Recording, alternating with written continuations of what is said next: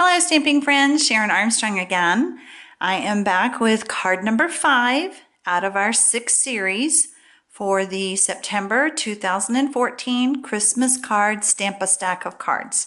You got this little case in the kit, in the mail, and I am going to be using a piece of the Whisper White paper that I gave you, so don't forget that that's in there. We will be using that on this card.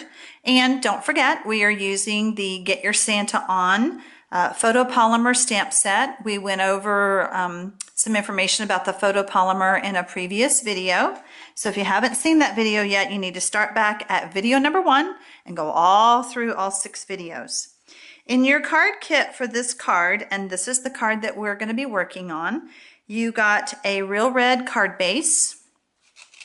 You have a piece of old olive, and I've already added some dimensionals to the back to save some time for our video today. You got a piece of Whisper White, and again, all the measurements will be on the PDF. You received 2 pieces of the beautiful ribbon. Oh my gosh, I love this ribbon. So, and then you also received a punched out piece like this, and I've already added the dimensionals to the back of that.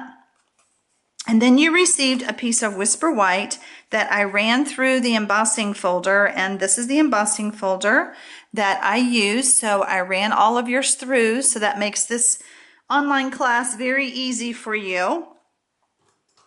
I'm going to go ahead, since I have these 2 pieces here, and I'm going to attach, let's see which side. I think I'll go with this side. I'm going to go ahead and use the liquid Tombow glue and attach this first layer and then set that aside. Okay. All right, so then the next thing is we're going to do our stamping on the Whisper White, and I'm using the little chimney fireplace. And I will center that right there. Don't forget, we're using the paper piercing mat underneath the photopolymer stamps. And then just peel that off. Look how cute that is. I really do like being able to see through the stamps. Okay, and so while I have this piece out, so with my online card kits, due to the copyright issues, I am not allowed to stamp for you. And this one was a little bit hard. I knew that if I stamped that skinny little piece, that you might have a hard time if I pre-punched it. So I'm using the word window punch, and it just barely fits. If you don't have that punch, you could stamp your image and then just cut it out really close, because it's pretty tight. Just cut it out really close next to the words, and then just give it a good rounded corner look, or just cut a squared off piece, okay? Sometimes when we're doing this online, we just have to make some adjustments.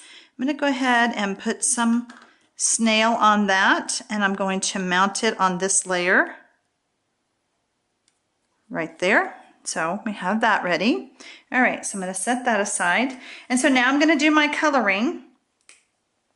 You're going to use, first of all, you were told to get an old olive marker, and we're going to go ahead and color our wreath.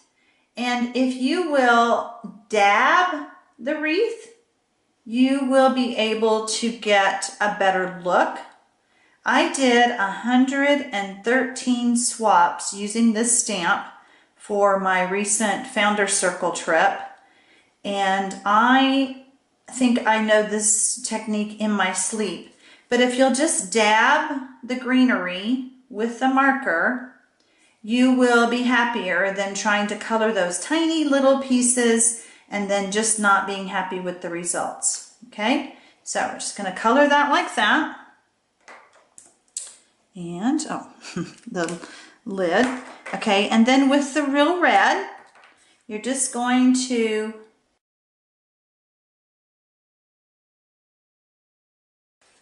And now we're going to color the candles. Okay. You were told to get a Daffodil Delight marker. And this is literally the tiniest bit of marker you will use. And then go ahead and color the candle holder with that yellow so that you get a little bit more use out of your purchase. Now, on my sample, I did not color his boots, but I'm going to go ahead and do that so that you can see the difference of what it looks like. A little bit of a bolder boot hanging out there. A little bit darker. Okay. Now, this is how yours is going to look. If you want to, and if you have some on hand, you could take some rhinestones, color them with a Sharpie. Now, your real red marker is not going to work for that because this is a water-based. As soon as you color that and you touch them, it's just going to come off on your fingers and you're not going to be happy. So I did add some to this one. I don't know if you can see it. There you go. I added 4. I did not include that in your kit, mainly because I didn't want to have to color all of your pieces with a real red, with a Sharpie marker. Okay, so let's get back to putting our card together. You're going to take one of the pieces of ribbon and attach some snail to the back, and then you're just going to wrap this ribbon. And we're going to do what I call a fake bow. If you didn't get it quite straight, you can move it over just a bit. So that looks like I didn't. Well, we're just going to have to leave it because it's kind of hard to get off. So just make sure you get your glue on. You'll take your other piece and you're just going to tie a knot. The 2 pieces of ribbon are about the same length for you. Just trim off the excess. And there you go. All right, so now we're going to take and add more snail to the back. And go ahead and put some snail on that ribbon itself because you don't want it to lift up. So I'll add that there. And like I said, I already added the dimensionals on the back. So now we're ready to put our card together. The card does go this way. It opens up this way. Go ahead and take off our dimensional pieces.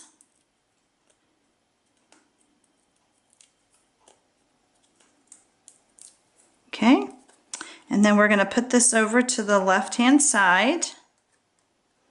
And then we will take our chimney delivery piece, remove the dimensionals. If you don't have dimensionals, go ahead and use the liquid glue. I use the liquid Tombow glue when I'm doing the texture. And so you could just attach all this with the liquid glue. That way it won't pop off. So we're going to put this up to the top. And there you have it. Cute, cute, cute. So this one has the black boots colored in.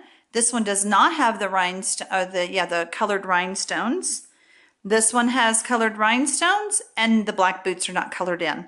So either way, your card's going to look really cute. Come back for card number 6. I think you're going to be very pleasantly surprised what I did for you ahead of time. All right, we'll see you on the next video.